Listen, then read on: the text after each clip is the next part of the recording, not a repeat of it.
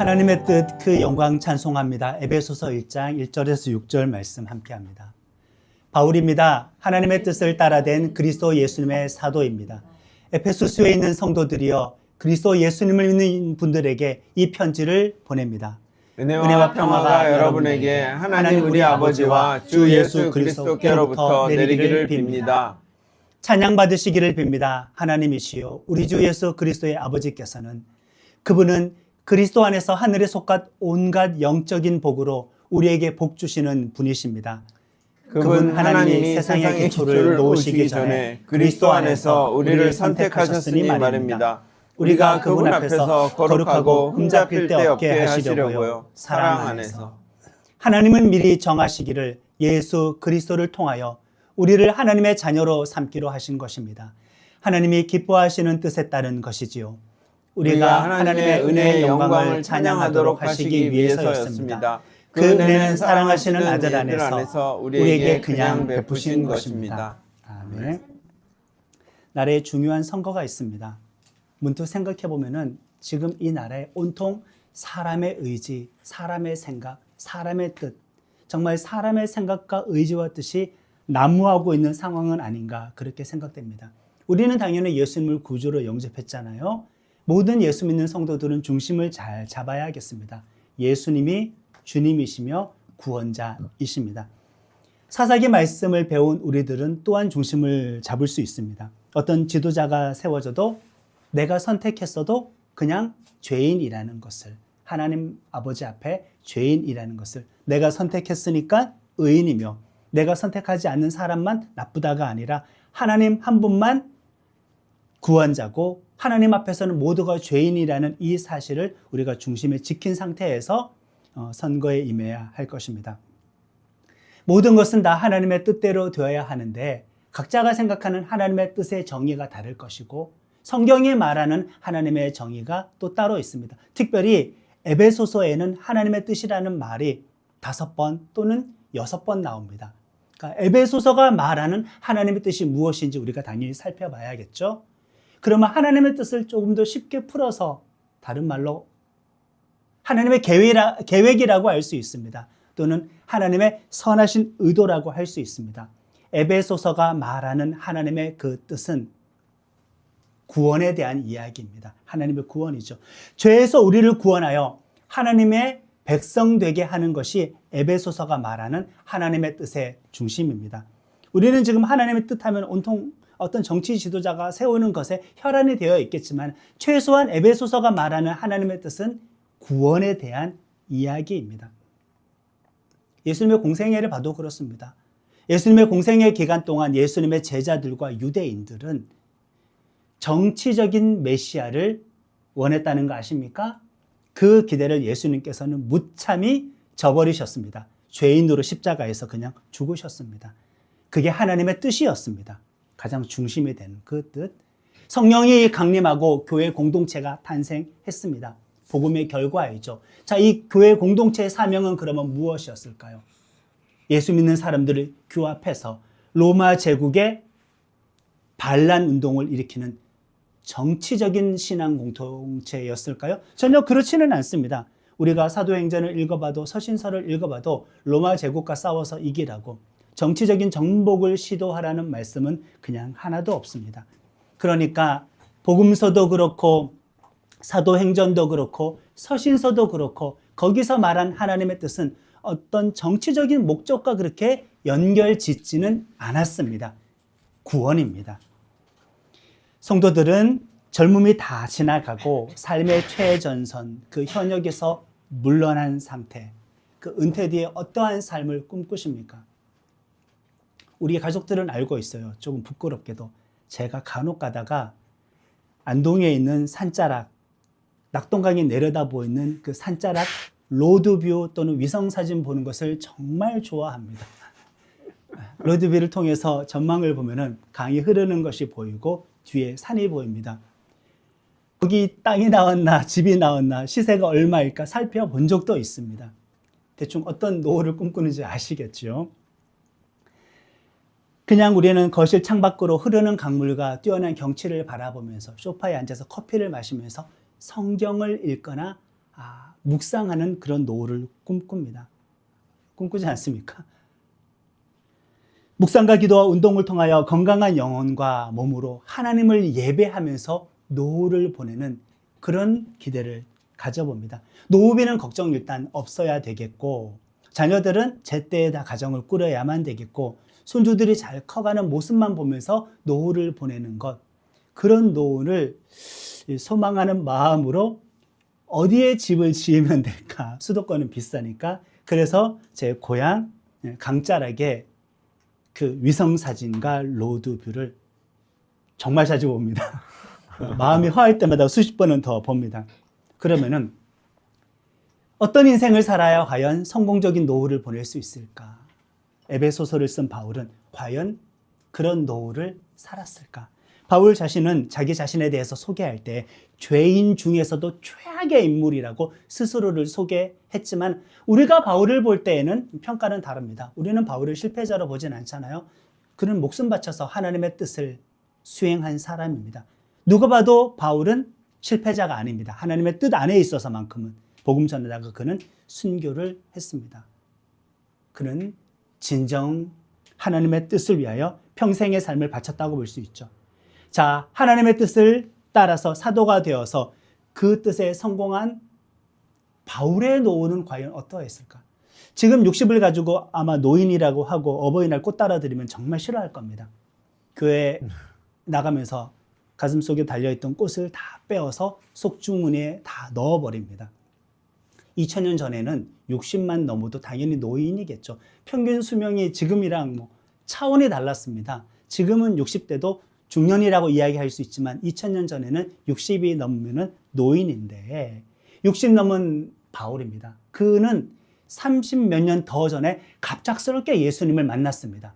바울이 예수님을 만나서 회심을 하고 사도가 된 것에 있어서는 바울의 계획은 1도 없었습니다. 바울이 구원받을 가능성, 하나님의 사도가 될 가능성 우리 알잖아요. 0%였었습니다. 그냥 하나님의 일방적인 은혜, 전적인 은혜였었죠. 그런 평생 예수 증거하는 데 삶을 다 써버렸어요. 죽기까지 그렇게 했습니다. 평생 교회 세우고 그 교회를 건강하게 양육하는데 모든 일생을 그냥 다 써버렸습니다. 하나님의 뜻대로 살다가 노년을 맞이한 바울. 어떤 노년이었을까? 3절을 같이 읽겠습니다. 이런 이유로 나 바울은 다른 민족인 여러분을 위해서 그리스도 예수께 속하여 감옥에 갇힌 사람입니다. 주님 때문에 갇힌 사람인 내가 권유합니다. 복음을 위해서 내가 특사로 일하다가 쇠사슬에 묶여 있습니다. 전원주택 소파에 앉아서 커피를 마시면서 지난 삶에 대해서 추억하고 있지 않고 감옥에서 지금 여전히 복음 전하다가 감옥에 갇혀서 여전히 그 복음 증거를 위하여서 문서 사역을 지금 하고 있는 이 상태입니다. 감옥에 갇혔습니다. 지난 사역의 일들이 이젠 다 연상이 되겠죠? 내 지난 사역을 다 회고하고 있습니다.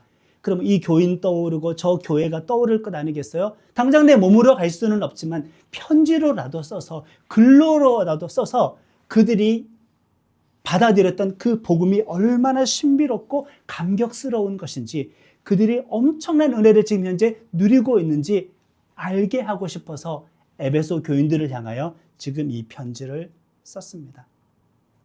사실 에베소는 어떤 사본에 따라서는 에베소라는 수신자가 빠져있는 사본도 있습니다.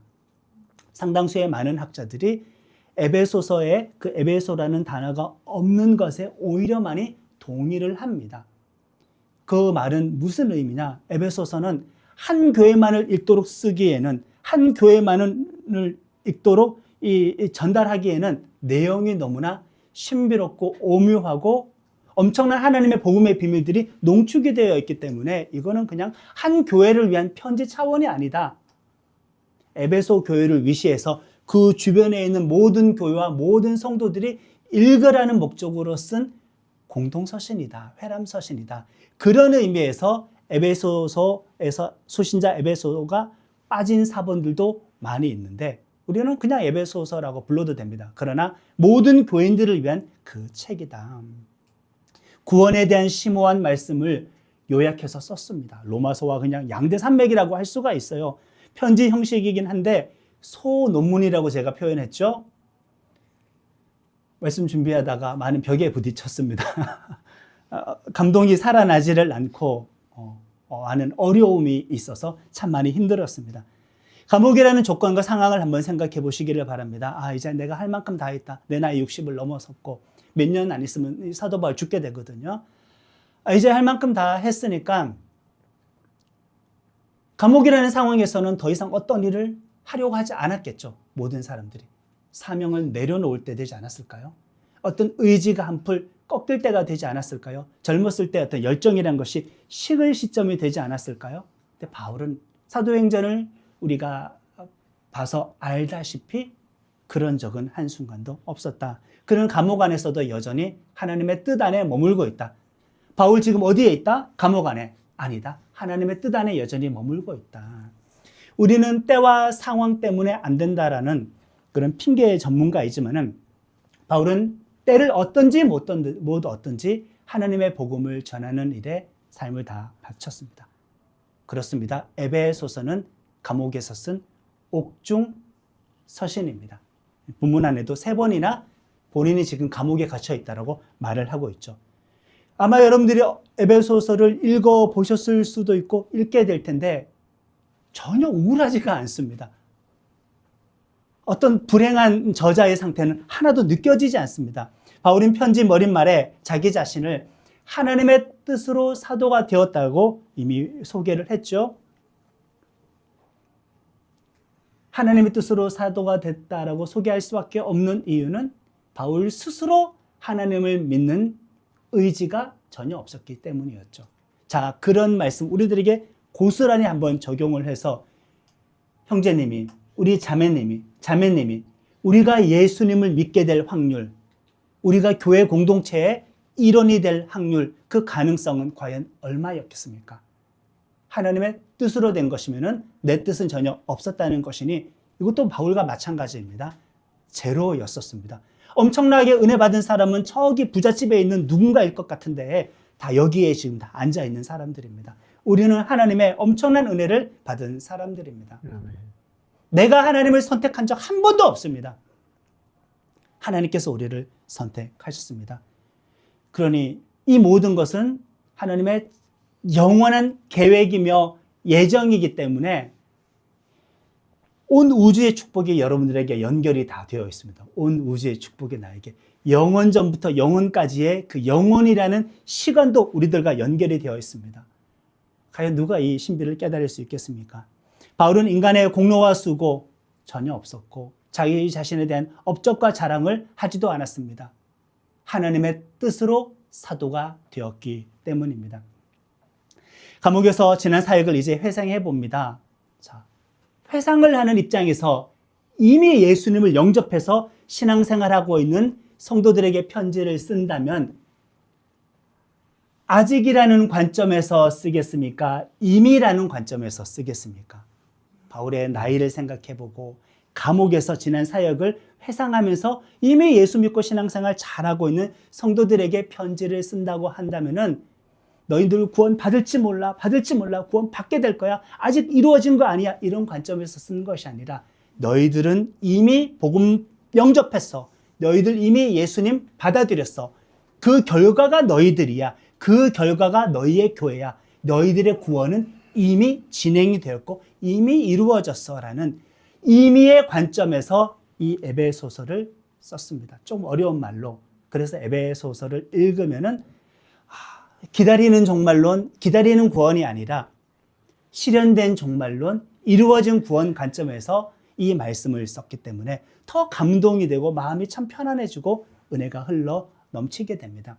자, 이미 이루어진 구원과 교회로 인하여 그러면은 무엇이 많이 표현될 수밖에 없겠습니까? 하나님에 대한 감사, 어떤 영광의 찬양이 표현될 수밖에 없겠죠. 그래서 1장에 찬양이라는 말이 그렇게 여러 번 등장하는 겁니다. 그래서 옥중 서신인데도 불구하고 에베소서는 은혜와 진리가 충만한 느낌을 받습니다. 언젠가부터 한국교회가 신학이 발전하면서 구원의 확신을 이야기하던 단계에서 약간 넘어가서 구원의 확신을 가지면 안 되는 것처럼 구원은 현재 진행형이야, 우리는 이미와 아직 사이에 있으니까 두렵고 떨림으로 구원을 이루어가라. 저도 이 설교 했습니다. 그렇게 신학이 발전하면서 그것만 많이 강조해서 가르치는데, 그러다 보니 사람들은 본인의 구원에 확신이 없으니 구원에 감격이 없고 기쁨이 없으니까 뭔가 마음속에 불안한 듯하게 신앙생활하는 그런 단점도 생기기 시작했다. 성경은 골고루 우리에게 말씀을 주십니다. 에베소서는 이미 이루어진 구원에 대해서 회상하면서 하나님께 찬송하고 그 구원받은 성도들을 위한 기도의 그 책입니다. 에베소서는 감사와 감격, 은혜와 찬송, 영광과 그 깨달음, 기도가 흘러 넘칩니다. 4절의 말씀을 같이 읽겠습니다. 찬양 받으시기를 빕니다. 하나님이시여. 하나님의 은혜의 영광을 찬양하도록 하시기 위해서였습니다. 하나님의 영광을 찬양하는 사람이 되게 하시기 위해서였습니다. 하나님의 영광을 찬양하게 될 때까지 말입니다. 아멘. 1장이 왜 찬양으로 가득한지 아시겠죠? 이미 구원이 이루어지고 그 구원의 결과인 에베소 성도들에게 편지를 쓰기 때문에 찬양할 수밖에 없는 겁니다. 여러분들은 이미 구원받은 사람들이십니다. 아멘이십니까? 아멘. 자격이 없는데요. 당연하죠. 그 구원이 이루어진데 나는 1%도 기여한 것이 아니라 하나님의 영원한 계획과 약속으로 말미암아 일방적으로 이루어졌기 때문에 내 자격 때문에 내가 구원의 확신을 가지지 못하겠다라고 말을 할 것이 아니라 하나님의 예정과 섭리와 계획으로 말미암아서라도 우리는 구원의 확신을 가져야 할 줄로 믿습니다. 아멘. 구원의 확신이 흘러 넘쳐야 영광의 찬양을 할 수가 있어요. 우리는 이런 신앙도 필요합니다. 이런 사역의 열매인 에베소 성도들에게 편지를 쓰는데 1장 읽어보셨나요? 무슨 말인지도 잘 들어오지도 않습니다. 우리말로 그나마 번역해서 다행이고 23절 절수로 끊어놓아서 그나마 다행이지만 1장이 23절로 구성이 되어 있는데 1절과 2절 요 머릿말 빼고 3절부터 23절까지 21절이 단 몇 개의 문장으로 되어 있는지 아십니까? 마침표가 없습니다. 쉼표 계속 가는데 단 두 문장으로 21절이 진행이 되는 겁니다. 왜 그렇게 했을까? 이 두 문장은, 첫 번째 문장은 저것입니다. 하나님의 뜻인 구원이 이루어진 것에 대하여 찬양하는 것. 두 번째 문장은 그 구원받은 에베소 성도들을 위한 바울의 기도입니다. 정말 쉽게 요약합니다. 구원하신 하나님의 뜻 때문에 하나님께 찬양하는 것. 두 번째 문장은 그 구원받은 성도들을 위한 사도 바울의 기도. 이 두 문장으로 이어져 있습니다. 그러니까 문장을 끊지 않고 아마 영어 공부하는 사람들이라면 그런 문장 가장 싫어할 겁니다. 그냥 접속사, 관계사, 분사, 헷갈리는 말들이지만 그런 말들이 계속 진행이 되어 있는데 그렇게 이어가면서 첫 번째 찬양, 두 번째 기도라고 했는데 오늘 본문의 말씀은 이 첫 번째 하나님의 뜻 구원이 이루어진 것에 대해서 하나님을 찬양하는 내용을 오늘 본문으로 삼았는데 삼위일체 하나님에 대한 그 찬양이 긴 하나의 문장으로 되어져 있다. 점점점 만약에 여러분들이 하나님의 이 구원의 감격이 흘러 넘친다고 하면은 여러분들의 찬양 가운데 마침표가 생길 수가 없어요. 여러분들이 지금 벅찬 감격을 만약에 유지하고 있다면은 쉴 수가 없어요. 고백하고 또 고백하고 또 고백하고 또 고백하고 추상명사로 많이 이렇게 가득 차 있는데 너무나 감동과 깨달음이 충만한 상태의 기록이기 때문에 단문작으로 끊어서 쓰지는 않았습니다. 물론 해석하는 입장에서 어려움이 있기는 하겠지만은 찬양 시들을 쓰듯이 감동이 충만한 것을 느낄 수가 있고 또 하나 깨달음이 충만한 상태에서 구원 교리가 가득 차기 때문에 소논문 같은 그런 느낌도 우리가 받을 수가 있습니다. 첫 번째 문장에 이렇게 찬양이라는 말이 많이 나옵니다. 하나님의 뜻의 핵심은 구원, 그 구원에 대한 하나님께 영광의 찬양을 돌리는데 시작하는 말인 찬양을 받으시기 합당하십니다. 이것 빼고 한 번, 두 번, 세 번의 구원의 말이 나오는데 하나님 아버지의 구원하신 일에 대해서 찬양합니다. 성자 예수님의 구원하신 일에 대해서 찬양합니다. 성령 하나님을 통한 구원하신 일에 대해서 찬양을 합니다. 그러니 찬양이 세 번 들어가 있는 것이죠. 우리의 구원과 관련해서 그러니까 성부, 성자, 성령 하나님이 전심전력하셨다. 총출동하셨다. 가장 중요한 일이다. 그렇기 때문에 구원이 하나님의 뜻의 핵심이라고 할 수가 있습니다. 삼위일체 하나님이 총력을 다하여서 영원전부터 계획하셔서 영원의 시간 동안 이루어 가신 일, 가실 일들은 여러분들의 구원입니다. 우리의 구원입니다. 그러니까 여러분들 한 사람 한 사람 안에는 온 우주라는 신비가 담겨져 있고 우리 한 사람 한 사람 안에는 영원이라는 시간이 다 닿아 있는 사람들입니다.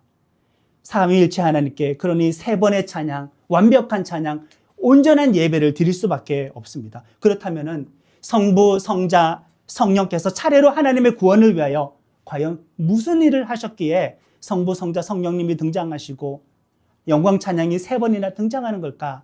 먼저 이 모든 계획을 세우신 분은 하나님 아버지이십니다. 하나님 아버지의 구원의 계획입니다. 예정입니다. 하나님 아버지께서는 그 영원전부터 예수님을 통하여 구원의 복을 우리들에게 주시기로 작정하셨습니다. 창세 그 전부터. 우리들 대부분 이 땅에 와서 100년도 안 되는 삶을 살아가겠지만은 모든 성도에게는 이미 하나님의 영원한 시간이 깃들여져 있다는 것을 여러분들은 깨달아야 됩니다. 자, 옆에 있는 성도들 이렇게 얼굴 한번 잡아주세요. 그 사람의 눈을 한번 쳐다보시겠습니까? 창세 전부터 그 사람을 구원하기로 한 그 영원한 시간이 온 우주의 축복이 지금 그 사람 안에 눈동자, 그 눈동자 안에 있는 그 사람의 영혼, 그 사람의 존재의 본질 가운데 지금 들어와 있다라는 사실을 느껴지십니까? 바울은 그거 느꼈으니까 에베소서 읽으면 감격이 넘쳐나는데 그것을 공감하기까지 말씀을 묵상하는 저 입장에서는 쉽지가 않았습니다. 내용만 따다가 전하는 것은 쉬웠으나 그 마음이 동요되기까지는 사실 쉽지는 않죠. 여러분들 성도들은 그런 의미에서 어떤 애니메이션 제목도 있는 것 같은데 정말 말 그대로 성도들은 시간을 달리는 사람이라고 할 수 있습니다. 우리들은 시간을 초월할 사람들입니다. 영원한 예정입니다. 창세 전부터의 계획한 일들이 나한테 이루어졌으니 얼마나 놀라운 일들입니까? 우리가 그러니 예수님을 믿어도 나의 공로입니다 라고 말할 수는 없습니다. 하나님의 예정된 뜻, 전적인 구원 100% 하나님의 사랑과 은혜입니다. 그렇다면 하나님께서는 어떤 일들을 그냥 진행하는 중에 우연치 않게 즉흥적으로 우리를 구원하셨다고 볼 수가 없잖아요. 그렇죠? 하나님께서 마귀를 멸할 생각을 하고 계셨어요. 마귀를 멸하는 일을 수행하다 보니까 우리를 구원하신 것은 아닙니다. 하나님께서 새하늘과 새 땅을 창조하실 계획이 있었는데 그 새하늘과 새 땅과 새로운 시간을 창조하시는 일을 진행하는 중에 뜻하지 않게 우리를 구원하신 것은 아닙니다. 하나님께서는 즉흥적으로 어떤 일들을 처리하다 보니까 우리를 구원하신 것이 아닙니다. 영원한 기다림의 결과가 우리들, 영원한 약속의 성취가 우리들인 것이죠. 우리 그러니까 여러분들이 어머니 뱃속에 처음 생겨나게 되었을 때부터 여러분들이 세상에 태어났을 때 여러분들이 어느 순간 예수님을 구주라고 인정하며 고백했을 때 그것 때문에 여러분들이 구원의 감격으로 인하여 하나님께 찬양을 올렸을 때 우리 하나님 아버지께서 아니 삼위일체 하나님께서는 얼마나 기쁘셨겠습니까? 하나님의 영원한 소망이 이루어진 결과가 우리들입니다. 바울입니다. 에베소 교인들입니다. 모든 성도들입니다. 귀하지 않을 사람 아무도 없습니다. 우리의 뜻은 전혀 없었기 때문에 이 하나님의 영광스러운 은혜를 6절에 찬양한 것입니다. 자, 그렇다면 하나님의 뜻, 우리의 구원을 위해서 어디 하나님 아버지만 노력하셨나요? 이 모든 계획을 실천하신 분이 있잖아요. 계획을 수립하신 분이 있고 그 계획을 실천하신 분이 있잖아요. 예수님, 성자 하나님이십니다. 예수님의 그 보배로운 피를 흘려서 우리의 죄를 사한 다음에 우리를 하나님의 자녀가 되게 하셨으니 창세전의 모든 구원의 예정을 실천하신 분, 실현하신 분은 성자 예수님이십니다. 보배로운 피로 말미암아. 하나님의 예정은 예수님을 벗어난 예정이지 않습니다. 예수님 안에서 구원하기로 예정하셨기 때문에 예수님 안으로 들어와 있는 모든 사람들은 구원받게 되는 것입니다. 우리는 예수님을 통해서 삼위일체 하나님과 하나가 됩니다. 예수님을 통해서 온 우주와도 하나가 되고, 예수님을 통해서 하나님의 나라와도 하나가 되고, 예수님을 통해서 모든 성도들과도 하나가 됩니다. 너무나 놀라운 하나님의 신비로운 계획입니다. 우리는 예수님을 통해서 이 모든 것들을 상속받을 수 있도록 상속자로, 기업을 이어받을 자로 다 예정이 되어 있습니다. 그러니 12절에 성자 예수님으로 말미암는 그 구원의 일들에 대하여서 우리는 찬양할 수밖에 없는 일이죠. 그런데 문제는 하나님이 하신 일들이 나와 상관이 없으면 어떡합니까? 계획은 좋았어요. 계획의 실현은 좋았어요. 그러나 그 실현이 나에게 적용이 되어야 하지 않겠습니까? 그 일을 누가 하셨느냐? 그 일을 누가 하셨을까요? 한 분 남았습니다. 성부, 성자, 성령 하나님 한 분이 남았습니다. 성령님을 통하여 믿음 가지게 된 거죠. 영접하게 된 거죠. 성령님을 통하여 신앙 공동체가 생겨나게 된 거죠. 하나님의 영원한 계획, 예수님이 실현하신 그 구원의 계획을 우리들에게 믿도록 적용하신 분은 성령 하나님이십니다. 그리고 그 믿음을 보증해 주시는 분 성령 하나님이십니다. 그 믿음 유지시켜 주시고 지켜주시고 영원까지 이끌어가 주시는 분이 성령 하나님이십니다. 그러니 성령 하나님의 구원하시는 그 일들에 대해서 14절에 그 하나님의 영광을 우리는 찬양할 수밖에 없는 것이죠. 너무나 놀라운 일의 결과가 에베소 성도들입니다. 바로 우리들입니다. 우리에게 영안이 열려서 그 사람 안에서 우주라는 영원한 시간이 하나님의 그 계획과 신비라는 어떤 그 빛들이 보일 수만 있다면은 여기에 있는 사람 한 명 한 명은 정말 이 땅을 걸어다니는 신적인 존재를 보는 것 같은 그런 느낌을 느끼게 될 것입니다.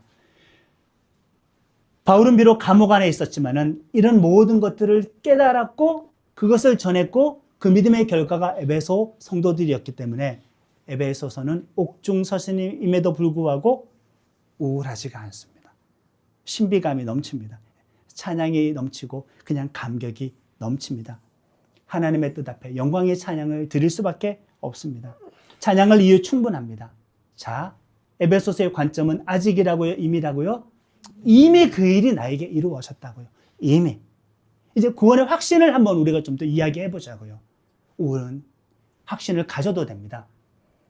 내가 구원의 확신을 가지기에는 내 믿음의 자격이 없는데 하나님의 영원부터, 삼위일체 하나님의 영원부터의 계획과 섭리로 인한 결과가 우리였으니 1%도 우리의 노력과 공로를 보탤 필요가 없이 하나님의 하신 일에 근거한다면은 우리는 구원의 확신을 가지는 것이 당연합니다. 구원의 확신을 가져야만 우리는 또다시 삶을 진정한 예배자로, 영광의 찬양 드리는 자로 살아갈 수가 있습니다.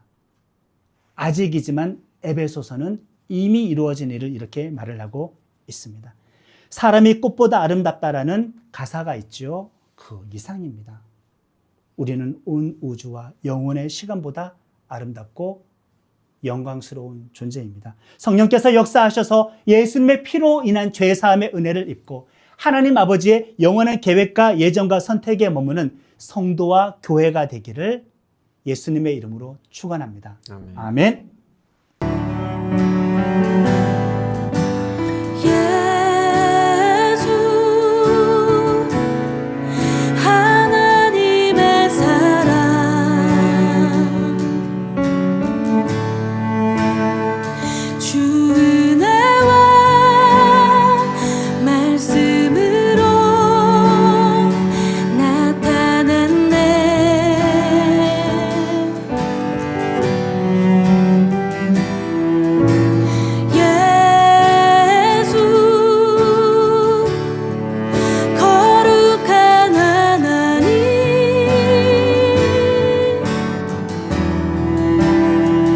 영광 주게